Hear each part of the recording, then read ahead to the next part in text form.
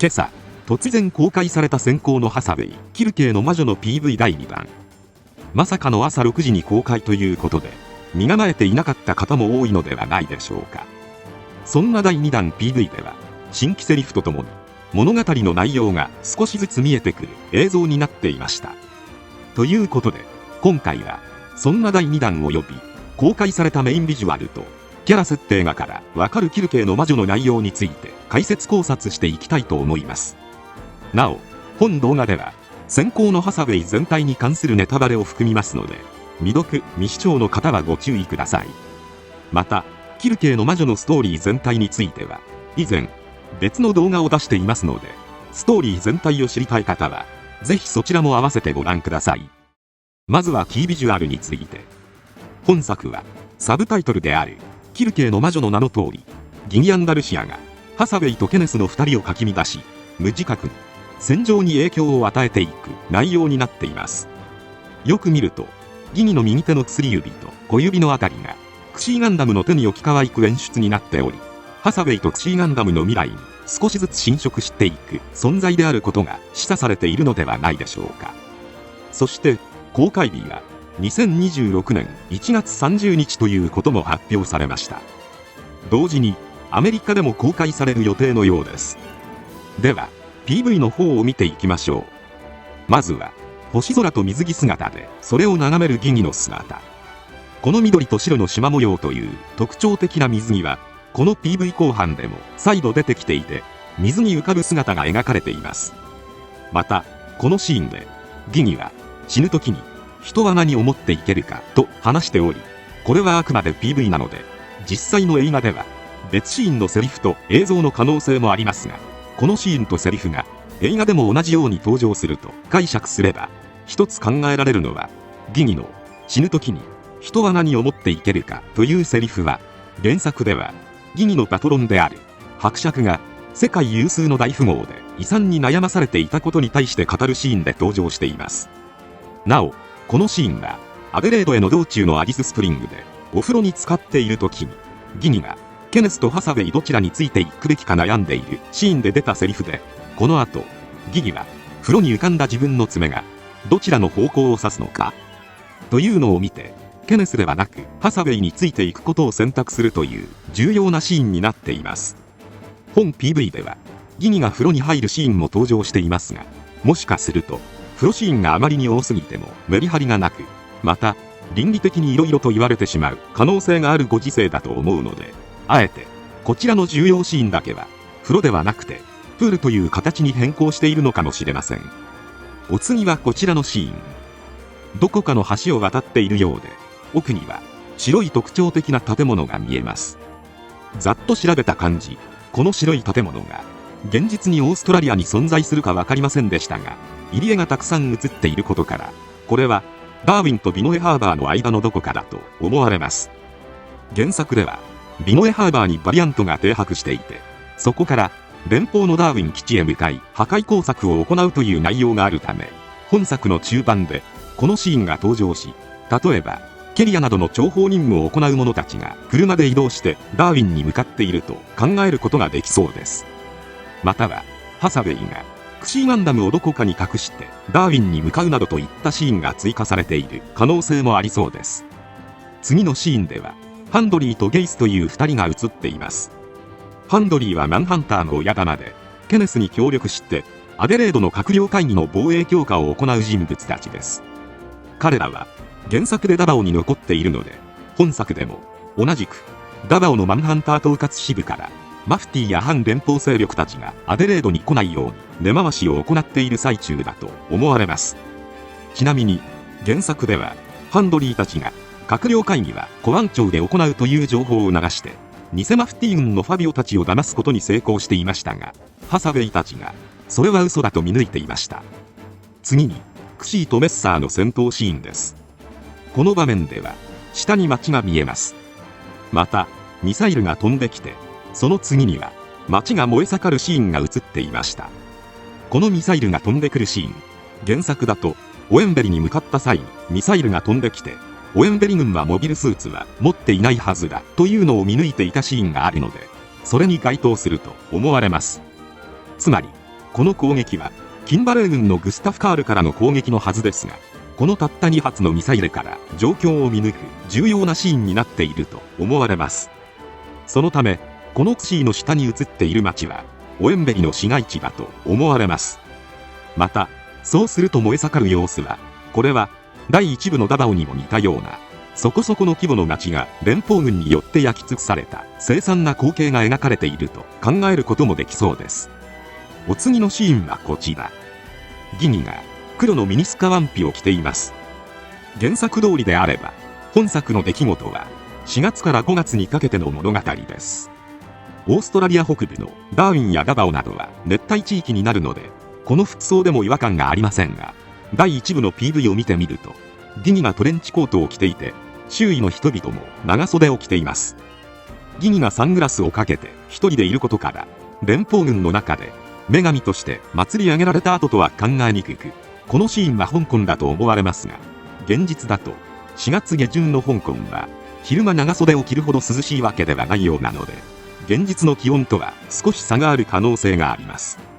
ただアリススプリングも4月下旬は朝晩若干寒い季節のようなので、このワンピース姿は暑いダーウィンでの服装かもしれません。続いて赤服のギニのシーンについてです。こちらも長ズボンに長袖を着ていて、ケネスがキャリーカートを持ってきているので、どこか別の行き先へ向かう直前のシーンだと思われますが、季節と服装から考えると香港に向かって旅立ちの準備をしているシーンではないかと思われます。ギニの服装が登場するたびに毎回変化しているところが面白いのではないでしょうか。お次はこちら、修復されるペーネロペーのシーンです。第1部の最後にクシーに撃墜されてしまったペーネロペーですが、見た感じ意外と損傷はあまりひどくないように見えます。フライトユニットを取り外していて、左奥にはオデュッセウスガンダムの姿が見えています。またフライトユニットをよく見ると、内部の黄色いパーツやエンジンのところが覆われているので、飛行用のエンジンが損傷していると予想できます。つまりペーネロペーはフライトユニットが使えない状態になっている可能性があるので、もともと設定上にあるビット兵器を搭載したアルゴスユニットが出てくる可能性があるのではないでしょうか。ただしよく見るとオデュッセウスガンダム本体の肘あたりにもカバーがしてあるので、オデュッセウスの損傷も激しく、第2部ではまだ性能を完全に出せない修復状態になっている可能性もあるのではないでしょうか。次はこちらのシーン。映っているのはどう見ても正規の軍とは思えない民間兵のような人々。服装も私服だったりバラバラで、左腕に緑色のワンプを巻きつけていて、緑色のヘルメットのような帽子のようなものをかぶっているという共通点があるわけです。おそらくこれは服装から見てオエンベリの偽マフティー軍ではないでしょうか。施設軍隊という位置づけで、ハサウェイが原作ではオエンベリ軍はモビルスーツを持っていないと言っていることから、オエンベリ軍は連邦政府のやり方に不満を持っているものの、財力も何もなく武器も不足している、モビルスーツもないという状態で抵抗運動をしている状態なのだと思われます。ミサイルを一発撃っていますが、それに対して相手はモビルスーツで襲ってくることになるので、まさしくここから一方的な大虐殺が行われて、街全体が燃え広がり、ハサウェイがキンバレーのやり方に呆れていくというシーンにつながっていくのではないでしょうか。次のシーンはこちら。ギニが映り、ハサウェイというかクシーガンダムが水の中に溺れていくようなシーン。そして水の中から地上を見上げるシーンへとつながっていっています。このシーンではギギがでも水の下に行っちゃうんじゃないかなと言っていました。またこのシーン、英語にするとバーハップス It LL Go Under the Water となっています。原作では同じ文章が存在し、これはギニがビノエハーバーに停泊していたバリアントをレーンたちペーネロペー部隊が発見して撃沈することを予見して言った時のセリフです。そのため英語バージョンで見た時に It Will となっていて、人ではなく物を指していることから、やはりこれは原作同様バリアントが水の中に行く、バリアントが撃沈されて沈没するということを指して言っていると考えられます。なお原作ではこの時すでにハサウェイはビノエハーバーを離れていてエアーズロック方面に向かっているため、バリアントの撃沈はエアーズロックに到着してから知ることになります。つまりクシーガンダムはオエンベリの戦い以降特に戦闘をしておらず、原作で水の中に突き落とされるというシーンも見られないのです。そのためこのシーンは映画版のオリジナルだと考えられます。では実際どんなシーンになるのでしょうか。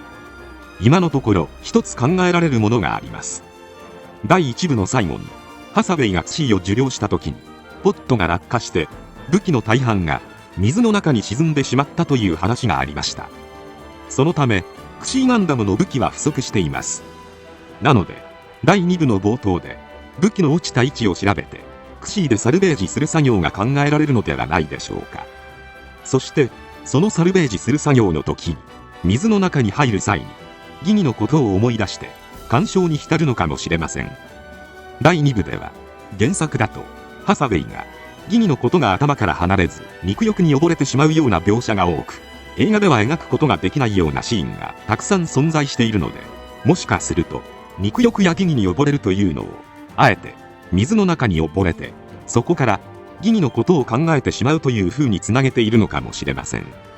ただ実際海中に落とした武器をサルベージするかというとそれも疑問があって、ペーネロペーと戦闘した空域をすぐに離脱しなければ連邦軍に見つかってしまうので、わざわざその場所に武器のサルベージのために戻ってくるかというとそれも怪しい気がします。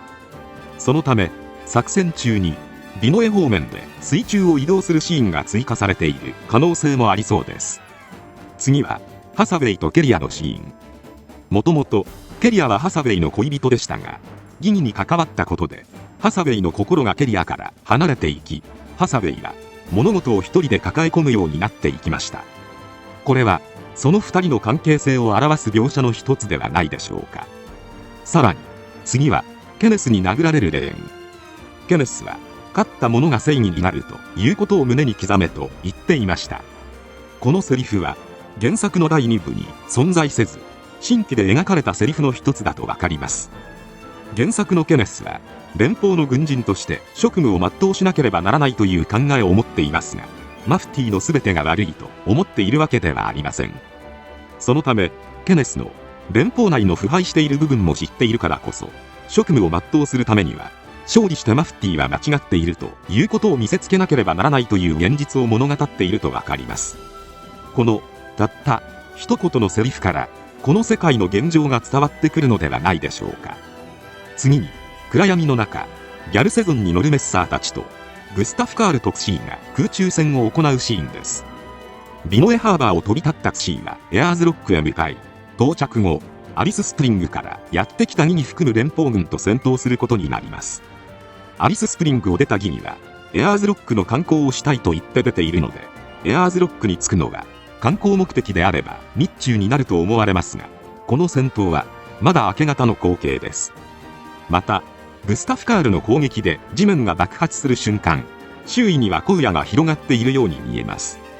そのため連邦軍に見つからないよう、夜中にエアーズロックに向かう道中でクシーがグスタフ・カールと遭遇してしまい戦闘になっている新規のシーンだと考えられそうです。パッと見た感じ、クシーの追加武装は見えないので、もしゲームに登場している追加ミサイルポッドなどの武装があるとしたら、この戦闘の前に使い果たしているのかもしれません。そして最後に水の中でもだえ苦しむようなハサウェイ。これは前半の水の中のシーンとつながっているのかもしれません。原作では溺れるシーンはなく、ハサウェイが水に浸かって泳ぐような余裕はないはずなので、これもクシーで武器のサルベージなどを行う際にギニの姿を頭に浮かべて苦しむ様子の一つなのかもしれません。次にキャラ設定がも公開されました。今回様々なキャラの第2部のデザインが公開されていて、個人的に面白いと思ったのが、まずハサウェイは靴を履いている形になるので、これは地球専用のパイロットスーツになっているとわかります。またギニは様々な服装が公開されていますが、このトレンチコートを着ている姿は香港へ行く時の服装ではないでしょうか。ケネスとレーンについては第1部と第2部の2つの枠がありますが、服装の変化はありませんでした。さすがに連邦軍の制服のそのままなので変化はあるはずはないですね。ガウマンは全く同じかと思いきや、絆創膏が増えるという設定画で面白い変化を見せています。エメラルダはダバオにいた時の服装から海洋に出た後の服に変わっています。レイモンドやイラム、ケリアは特に変化はないようです。ミヘッシャはダバオの市街地にいた時の服装と海洋に出た後の服で変化していました。フェンサー、ゴルフ、シベット、ヘンドリックス、マキシミリアン、ジュリアといったキャラも特に変化はありません。ちなみにジュリアは原作ではトップレスなので、さすがに上は水着を着た服装に変更されたキャラで、原作では服を着なくて何が悪いんだということを言っていましたが、さすがにそういったところは変更されていると思われます。そして新たに登場したのがハーラ・モーリー。このキャラは原作でメッサー6号機に登場していて、ヘンドリックスをキャプテンとするサードギャルセゾンに登場していたパイロットの一人です。サードギャルセゾンとスリーマンセルとなっていて、もう一人のパイロットはメッサー7号機パイロットロッドハインですが、ロッドはまだ公開されていません。ちなみにハーラのスリーマンセルはビノエハーバーからアデレードに向かう途中で残念ながら撃墜されてしまっているので、ハーラはオエンベリ編の間でのみ活躍すると思われます。そしてもう一人新キャラのベッチーが追加されました。原作ではそもそも第2部に出ておらず、第3部でギギがハサウェイの元を去る時に少しだけ登場したキャラです。そのためどこで登場するのかはまだ分かりません。モビルスーツパイロットとしか書かれていないので、乗る機体がないのかもしれません。他にバリアント艦長のブリンクスやカイ、猫のフォーチューンも登場しました。ブリンクス艦長は PV 第1弾でハサウェイにギギからの伝言を書いた紙を渡すシーンで登場していました。他にハンドリーとゲイスはスーツが変化していて、2人とも金のタイピンをつけています。マンハンターの権力の強さを示すような印象を受けます。またメイスフラウアーについては新画像は未公開ですが、原作第2部ではオーストラリア大陸に向かう際にギギの方を引っ叩くというシーンが存在するので、おそらく登場すると思われます。そして最後にこのキャラ一覧に一つとんでもない違和感があります。それはキャラクター一覧を見ていると、第1部に登場した三田健二、このキャラだけエピソード1と書かれています。三田はダバオで潜入捜査をしている時のキャラなので、第2部には登場しない人物だと思われるのですが、第2部に登場しないキャラにエピソード1と書かれているのであれば、最後のハイジャック犯にもエピソード1と書かれているはずです。しかしなぜか三田以外全員エピソード1とは書かれていません。そのためマフティーダンスでネットミームとして有名になったハイジャック犯が、もしかしたらチラ見せだけだとしても再登場する可能性もあるかもしれません。ということで以上、先行のハサウェイ新情報の解説考察でした。皆様はどう思いますでしょうか？ぜひコメントで教えてもらえたら嬉しいです。今回は以上となります。チャンネル登録されるかはお任せいたしますので、もしよければもう一本動画を見ていただければとても嬉しいです。最後までご視聴ありがとうございました。